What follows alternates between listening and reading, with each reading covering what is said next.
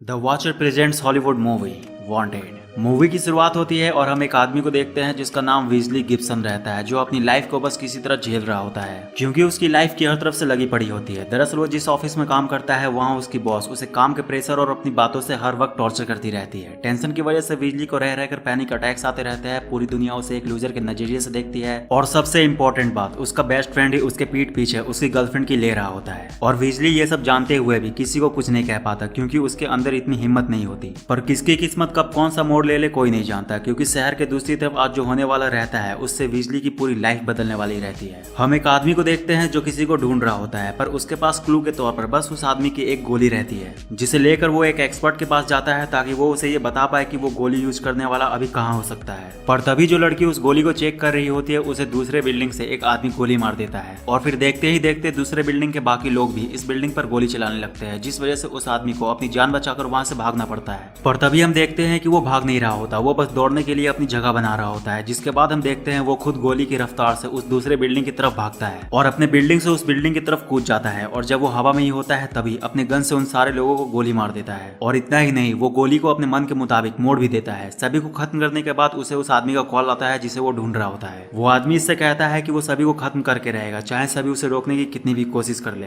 तो उस आदमी की बात सुनकर ये कहता है कि फिलहाल उसने उसका प्लान बर्बाद कर दिया है क्योंकि भेड़िया का शिकार बकरियां नहीं कर सकती। तो वो आदमी इससे कहता है कि वो लोग उसका शिकार करने नहीं आए थे, वो लोग तो बस उसे फंसाने के लिए एक चारा थे। जिसके बाद जब ये अपने नीचे देखता है तो खुद को एक क्रॉस के ऊपर पाता है, जिसके बाद वो कुछ समझ पाता। कॉल वाला आदमी उसे मीलों दूर से अपने घर से बैठे बैठे ही गोली मार देता है। और यहाँ से शुरू होती है मेन कहानी। इस हादसे के बाद अगली रात को जब वीजली स्टोर जाता है खरीदारी करने, तब एक लड़की जिसका नाम फॉक्स रहता है वो उसके पास आती है और उससे कहती है कि वो उसके पिता को जानती थी और वो पिछली सुबह मर चुके हैं। तो वीजली कहता है कि उसे फर्क नहीं पड़ता क्योंकि वो अपने पिता के बारे में बस इतना जानता है कि वो जब पैदा हुआ था तब वो उसे छोड़कर चले गए थे। तो फॉक्स वीजली को बताती है कि उसके पिता के ऐसा करने की एक वजह थी और वो कोई मामूली आदमी नहीं बल्कि पूरी दुनिया के सबसे बेहतरीन कातिलों में से एक थे और उन्हें मारने वाला इस वक्त उसके पीछे है। और उसके इतना कहते ही फॉक्स और उस आदमी के बीच बिना रुके गोलियां चलने लगती है, जिसे देखकर वीजली को पैनिक अटैक्स आने लगते हैं और उसे कुछ समझ नहीं आ रहा होता कि उसके साथ अचानक हो क्या रहा है। इधर जब फॉक्स उस आदमी के हमलों को और नहीं रोक पाती तो वो किसी तरह वीजली को लेकर अपने साथ वहां से भाग जाती है और उसे लेकर एक जगह पर जाती है जहां और भी लोग मौजूद रहते हैं। और उन सबका लीडर जिसका नाम स्लोन रहता है वो सीधे वीजली के पास आता है और उसे एक गन देकर वहां उड़ रही मक्खियों के पंख पर गोली मारने को कहता है।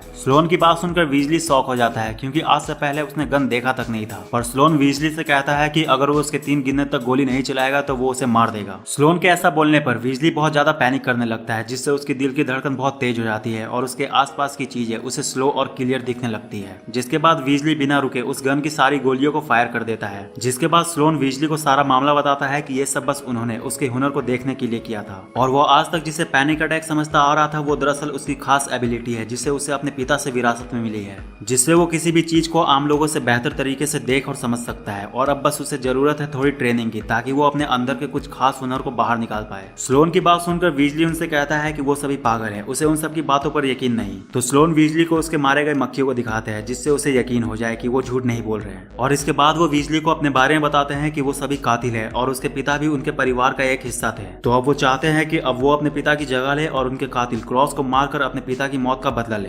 पर वीजली स्लोन की बात नहीं मानता और वहां से जाने की जिद करने लगता है। तो स्लोन वीजली के जाते जाते उससे कहते हैं कि वो उसे नहीं रोकेंगे क्योंकि ये उसका फैसला है। पर उन लोगों ने उसके पिता की सारी जायदाद अब उसके नाम कर दी है। इसके बाद वीजली की आंख सीधे अगली सुबह अपने अपार्टमेंट में खुलती है, जिससे उसे लगता है कि वो सपना देख रहा था। पर जैसे ही वो बाथरूम जाता है उसके पास से स्लोन का दिया हुआ गन गिर जाता है, जिससे उसे यकीन हो जाता है कि पिछली रात को जो भी हुआ वो कोई सपना नहीं था। जिसके बाद वीजली तुरंत उस गन को अपने बाथरूम में छिपाकर एटीएम जाता है अपने बैंक बैलेंस को चेक करने। और यहाँ भी वो अपने बैंक बैलेंस को देखकर चौंक जाता है कि उन लोगों ने सच में उसके अकाउंट में पैसे ट्रांसफर किए हैं, वो भी करोड़ों में। जिसके बाद वीजली में एक अलग जुनून आ जाता है। वो पहली बार टाइम पर ऑफिस पहुंचता है और अपने बैंक बैलेंस को ही घूरता रहता है और न्यूज आर्टिकल में अपने पिता के मर्डर की न्यूज डिटेल में पढ़ने लगता है। और इसी बीच जब उसकी बॉस उसे फिर से टॉर्चर करने आती है तब वो डिसाइड करता है कि उसे इस घटिया जगह में और नहीं रहना। पर जाने से पहले वीजली अपनी बॉस की बेइज्जती करता है और अपने अंदर के सालों की भड़ास को उस पर निकाल देता है और जाते जाते अपने दोस्त का मुंह तोड़ता हो जाता है उसके धोखे के लिए। ऑफिस से निकलते ही वीजली देखता है पिछली रात के तमाशे की वजह से पूरे शहर में उसके और फॉक्स से वांटेड पोस्टर छप चुके हैं। पर तभी फॉक्स वहां आकर उसे पिकअप कर लेती है और उसे अपने साथ एक पुराने कपड़ों के मिल में लेकर जाती है, जहां स्लोन को देखते ही वीजली एक्साइटेड हो जाता है और उससे सबके सामने कई सवाल पूछने लगता है। पर स्लोन उसके किसी भी सवालों का जवाब नहीं देता और उससे कहता है कि वो अभी कुछ भी जानने के लिए तैयार नहीं है, तो कुछ भी जानने से पहले उसे उनके ट्रेनिंग से गुजरना होगा। जिसके बाद फॉक्स वीजली को हैंड टू हैंड फाइट सिखाने के लिए रिपेयरमैन के पास लेकर जाती है, चाकू से फाइट सिखाने के लिए बूचर के पास लेकर जाती है, गन से फाइट सिखाने के लिए गन्स स्मिथ के पास और खुद उसे अपने शरीर पर कंट्रोल करना और अपनी आंखों पर फोकस करना सिखाती है। पर एक साथ इतनी सारी ट्रेनिंग की वजह से वीजली की एक हड्डियां टूट जाती है, जिसके लिए वो उसे एक्सटर्मिनेटर के पास भेजती है, जहां उसके जानलेवा जख्म कुछ घंटों में ही ठीक हो जाते हैं और ये ट्रेनिंग वीजली की कई दिनों तक चलती रहती है। पर इतनी ट्रेनिंग के बाद भी जब वीजली कुछ नहीं सीख पाता तो फॉक्स फ्रस्ट्रेट हो जाती है और उसे बिना रुके मारती रहती है। जिसके बाद स्लोन वीजली को मोटिवेट करने के लिए उसे उसके पिता के कमरे में लेकर जाता है और उसे उसके पिता के बारे में कुछ बातें बताता है और फिर वीजली को एडवाइस देता है कि वो तभी कुछ सीख पाएगा जब वो उसे दिल से सीखना चाहेगा और इसके लिए उसे अपने पिता की चीजों से इमोशनली अटैच होना होगा और उनके सारे तरीकों को अच्छे से समझना होगा। स्लोन की बात सुनकर वीजली ऐसा ही करता है, वो अपने पिता के बारे में पढ़ने लगता है और उनके तरीकों को समझकर पूरी जी जान से मेहनत करता है। जिसके बाद जब वो पूरी तरह से हर चीज सीख जाता है तब स्लोन उसे अपने साथ लेकर जाता है और उसे सब कुछ एक एक करके समझाना शुरू करता है कि वो कौन है और करते क्या है। स्लोन वीजली को बताता है कि वो 1000 साल पुराने कातिलों के परिवार का हिस्सा है जो दुनिया में संतुलन बनाए रखने का काम करते हैं और वो बेवजह ही किसी को नहीं मारते। दरअसल उन्हें फैक्ट्री में बने कपड़ों के जरिए पता चलता है कि उन्हें किसे मारना है और कपड़ों में उन्हीं का नाम लिखा होता है जो आगे चल के या फिर मौजूदा वक्त में ही आम लोगों के लिए खतरा बन सकते हैं। सभी चीजों को समझाने के बाद स्लोन वीजली को भी एक नाम देते हैं और उसे उस नाम वाले आदमी को मारकर खुद को साबित करने को कहते हैं कि अब वो भी उनमें से एक बन चुका है। जिसके बाद वीजली फॉक्स के साथ उस आदमी को मारने निकल जाता है, पर उस आदमी के सामने आने पर वो उसे मार नहीं पाता। वीजली फॉक्स से कहता है कि उसका दिल उसे ये करने की इजाजत नहीं दे रहा क्योंकि वो किसी कपड़े के भरोसे किसी की जान नहीं ले सकता, क्योंकि उसे ये तक भी पता नहीं है कि वो जिसे मारने आया है उसका जुर्म क्या है। वीजली की बात सुनकर फॉक्स उसे उस आदमी के बारे में बताती है कि वो वही आदमी था जिसने उसके पूरे परिवार को उसकी आंखों के सामने मार दिया था, क्योंकि उसकी ही तरह सालों पहले किसी ने उसे मारने से इनकार कर दिया था, जिसके बाद से वो आदमी ना जाने कितने जिंदगी बर्बाद कर चुका है। ये बताकर फॉक्स वीजली से कहती है कि वो लोग कभी कपड़ों पर आए नाम पर शक नहीं करते क्योंकि कपड़े कभी गलत नाम नहीं देते। फॉक्स की बात सुनकर वीजली को उसके लिए बहुत बुरा लगता है, जिसके बाद वीजली तुरंत फॉक्स के साथ जाकर उस आदमी को मार देता है और इसके बाद स्लोन उसे आए दिन एक नया नाम देते रहता है। पर किसी में भी क्रॉस का नाम ना होने से वीजली फ्रस्ट्रेट हो जाता है और स्लोन से रिक्वेस्ट करता है कि उसे क्रॉस को मारने की इजाजत दे दी जाए। पर स्लोन वीजली से तब तक इंतजार करने को कहता है जब तक क्रॉस का नाम कपड़ों में नहीं आ जाए। स्लोन की बात सुनकर वीजली इंतजार करने के लिए मान जाता है, पर इसी बीच एक दिन जब वीजली फॉक्स के साथ बाहर जाता है तब क्रॉस उस पर अचानक अटैक कर देता है और ये बात जैसे ही एक्सटर्मिनेटर को पता चलती है वो तुरंत उसे बचाने के लिए आता है, क्योंकि इतने वक्त में वो वीजली का दोस्त बन चुका होता है। और वीजली गलती से उसे क्रॉस समझकर गोली मार देता है और उसी वक्त वीजली का ध्यान जैसे ही एक्सटर्मिनेटर की वजह से भटकता है, क्रॉस तुरंत उसे कंधे में गोली मार देता है, जिससे वीजली बेहोश हो जाता है और जब उसकी आंख खुलती है तब वो एक्सटर्मिनेटर को अपनी आंखों के सामने तड़प कर मरता देखता है। जिसके बाद वीजली क्रॉस पर और भी ज्यादा भड़क जाता है। जिसके बाद जब वो अपने कंधे पर लगे गोली के बारे में पता करता है तो उसे पता चलता है कि क्रॉस ने जानकर पहली बार ऐसी गोली यूज किया है जिसे ट्रेस करना बहुत आसान है। और ये जानने के बाद कि वो गोली क्रॉस ने कहां से ली है, वीजली स्लोन से लड़ने लगता है कि उसे किसी भी कीमत पर क्रॉस को मारना है, क्योंकि क्रॉस अब उसे जानबूझकर उकसाने की कोशिश कर रहा है। वीजली को गुस्से में देखकर स्लोन उसे शांत होने को कहता है, क्योंकि वो जिस दिन का बेसब्री से इंतजार कर रहा होता है वो आ चुका होता है। कपड़े ने इस बार मरने के लिए क्रॉस को चुना होता है। स्लोन की बात सुनकर वीजली तुरंत फॉक्स के साथ उस जगह पर जाता है जिस जगह से क्रॉस ने वो गोली ली थी, जो कि एक चर्च रहता है जहां से कातिलों के परिवार की शुरुआत हुई थी। वीजली वहां जाकर क्रॉस के खास आदमी पैकवॉस्की को पकड़ लेता है और उससे क्रॉस का ठिकाना पूछता है। जिसके बाद पैकवॉस्की वीजली और फॉक्स को लेकर अपने साथ मेट्रो स्टेशन जाता है, पर यहाँ पैकवॉस्की इन दोनों के साथ एक गेम खेल देता है। वो फॉक्स का ध्यान भटकाकर उसे वीजली से दूर कर देता है और वीजली क्रॉस को ट्रेन के अंदर देखकर उसे मारने घुस जाता है। पर जब ट्रेन के अंदर वीजली और क्रॉस लड़ रहे होते हैं तभी फॉक्स एक कार की मदद से ट्रेन के अंदर घुस जाती है, लेकिन उसके ऐसा करते ही ट्रेन के पहिए झटके की वजह से टूट जाते हैं। जिसके बाद जब गार्ड ब्रेक लगाता है तो ट्रेन अपना बैलेंस खोकर पटरी से उतर जाती है और खाई में गिर जाती है। पर जब वीजली भी गिरने लगता है तब क्रॉस वहां आकर उसे पकड़ लेता है, लेकिन तभी वीजली बिना कुछ सोचे समझे क्रॉस पर गोली चला देता है। जिसके बाद जब वो बॉगी खाई में फंसकर रुकती है जिसमें वीजली, क्रॉस और फॉक्स रहते हैं, तब क्रॉस वीजली को मरने से पहले बताता है कि उसने गलत लोगों पर भरोसा किया है। उसका पिता वो नहीं जिसे उसने मारा था, बल्कि उसका पिता वही है। क्रॉस की बात सुनकर वीजली फॉक्स से सच्चाई पूछता है तो फॉक्स उससे कहती है कि क्रॉस सच कह रहा है। तो वीजली उससे कहता है कि उन्होंने उसे झूठ क्यों कहा, तो फॉक्स कहती है कि एक वही था जिसे क्रॉस कभी नहीं मारता।